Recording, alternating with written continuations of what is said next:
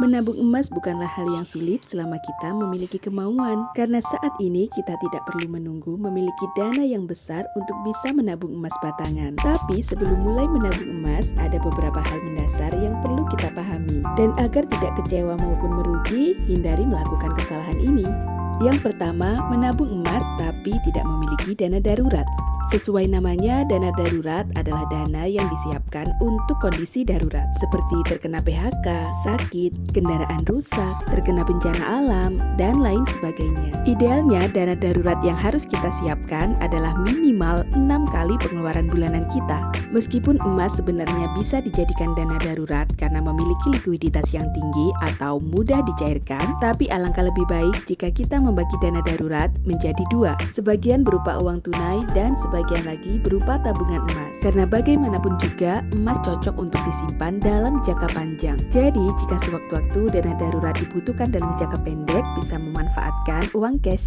Kesalahan kedua adalah tidak mengecek spread, yaitu selisih antara harga jual dan harga beli atau buyback di hari yang sama. Yang perlu kita tahu adalah setiap merek emas memiliki spread yang berbeda-beda, dan semakin kecil spreadnya semakin baik. Harga jual sendiri adalah harga yang harus dibayarkan oleh konsumen kepada seller ketika membeli emas. Sementara harga buyback adalah harga yang akan diterima konsumen dari seller ketika menjual emas yang mereka miliki. Dan harga buyback ini pasti lebih rendah dari harga jual di hari yang sama, apapun merek emasnya. Tapi harga buyback ini bisa naik seiring naiknya harga jual.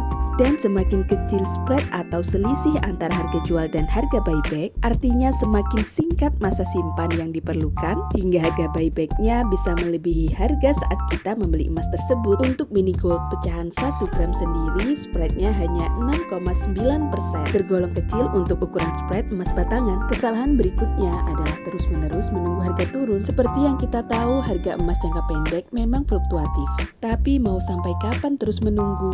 Padahal momen yang tepat untuk membeli emas adalah ketika sudah memiliki dananya. Karena semurah-murahnya harga emas hari ini tidak akan semurah harga emas 5 tahun yang lalu. Dan semahal-mahalnya harga emas hari ini tidak akan semahal harga emas 5 tahun yang akan datang. Jadi sebaiknya fokus untuk menambah gramasi tabungan daripada terus menunggu harga turun dan menunda menabung emas. Kesalahan yang terakhir adalah tidak selektif memilih seller. Padahal memilih seller yang tepat bisa memberikan jaminan keamanan untuk kita. Pilihlah seller mini gold yang ber-ID resmi yang dapat memberikan jaminan buyback dan memberikan harga sesuai ketentuan pusat, baik itu harga jual maupun harga buyback.